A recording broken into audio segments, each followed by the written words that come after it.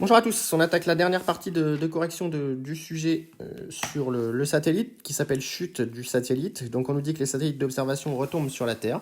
Lors des chocs avec les molécules, le satellite est soumis à une force de frottement qui s'écrit F égale moins kV. Et donc supposons que le satellite est en orbite circulaire. Au cours de sa chute, à chaque tour, la variation de l'altitude est suffisamment faible pour supposer que les expressions de l'énergie mécanique et de la vitesse restent valables. Et donc, à l'aide de l'expression de la vitesse, déterminer la durée t nécessaire au satellite pour effectuer un tour. Ici, quel est le nom de la relation obtenue? On suppose que la vitesse est constante sur un tour. Donc, on suppose V constant sur un tour. Alors, la durée t qui nous est demandée, c'est tout simplement 2πr sur V. C'est la durée nécessaire pour faire un tour, si on considère que la vitesse n'a pas diminué sur ce tour. Ce qui fait donc 2πr sur racine de G0 fois RT sur, il y a un racine de R qui va arriver aussi ici. Et donc en mettant au carré, on va trouver que t carré est égal à 4 pi carré R cube sur G0 RT carré. Et donc en fait on retrouve la troisième loi de Kepler, un t carré sur R cube égale 4pi2 sur G0 RT carré. Et encore une fois, avec le résultat de la gravitation, qui est que G0 est en fait égal à GMT sur RT carré, eh bien, on obtient bien le 4pi2 sur GMT pour la constante de la loi de Kepler. Donc ça, c'est la Kepler numéro 3 ici. T carré sur R cube égale constante. Donc voilà ce qu'on obtient ici. À l'aide du théorème de l'énergie mécanique, montrer que le rayon est solution d'une équation différentielle. Donc ici, on a le théorème de l'énergie mécanique qui nous dit que DEM sur DT est égal à la puissance de la force non conservative, qui est petit f.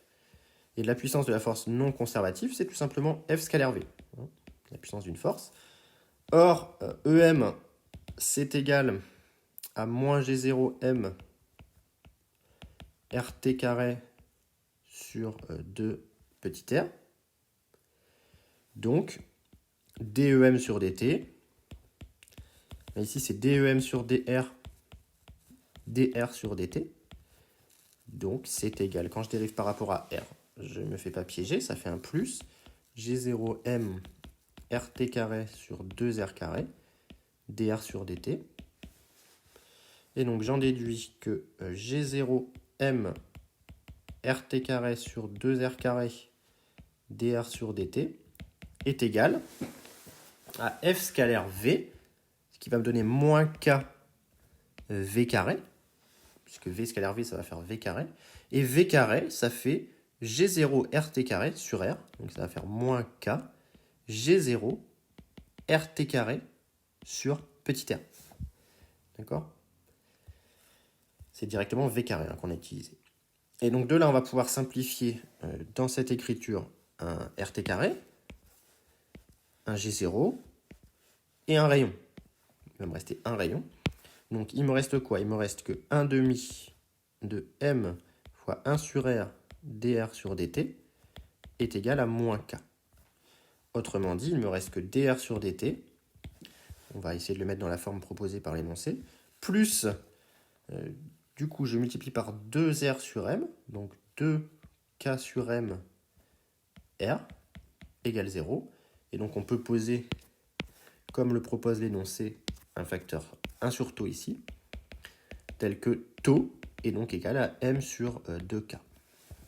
Ici. On nous demande d'exprimer taux en fonction de K et M, montrer que taux est bien homogène à un temps. Donc on va déterminer la dimension de taux. Donc la dimension de taux, ici, c'est la dimension d'une masse sur la dimension de petit k. C'est donc la dimension d'une masse sur la dimension petit k. Qu'est-ce que c'est? Eh bien, c'est une force sur une vitesse. Donc force, et donc la vitesse va remonter.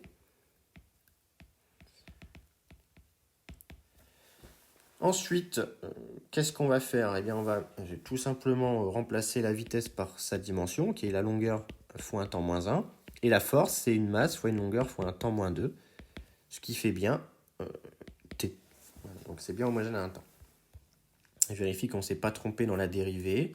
On a bien le 2 qui reste. Ça fait moins 1 sur r carré r point. Donc le 2 reste présent. Et moins k, ça m'a l'air plutôt pas trop mal. Et en déduisant l'expression du rayon r de t, on supposera que le satellite est à l'instant t égale 0 sur une orbite circulaire de rayon r0. Donc là, bon, c'est une équation différentielle d'ordre 1, sans second membre, donc je pense que là, il n'y a aucun problème pour vous. R de t, c'est directement R0 exponentielle moins t sur tau. Je ne passe pas trop de temps sur la résolution de cette équation. Représenter graphiquement l'évolution de R de t, on fera apparaître les grandeurs R0 et tau, et on négligera RT devant R0. Donc ici, R de t va décroître tout simplement de manière exponentielle.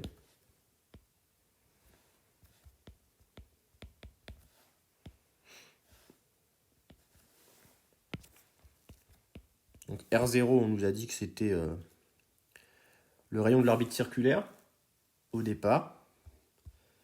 Et donc, on a une décroissance du rayon et on peut faire apparaître tau à l'aide de la méthode de la tangente ou des 63%. Donc ici, il reste 37%, 0,37 fois R0. Et ici, c'est bien le temps en abscisse. Voilà pour ce sujet, un sujet assez proche du cours, donc qui n'est pas très difficile, mais qui permet de revoir à peu près tout ce qu'il faut savoir sur le chapitre des forces centrales, ce qui m'avait été pas mal demandé dans les commentaires sur mes vidéos de ma chaîne, donc c'est pour ça que j'ai fait la correction vidéo de celui-ci. Donc j'espère que ça vous a plu, et voilà, s'il y a des questions, surtout n'hésitez pas à les mettre en commentaire, et j'essaierai d'y répondre le plus vite possible.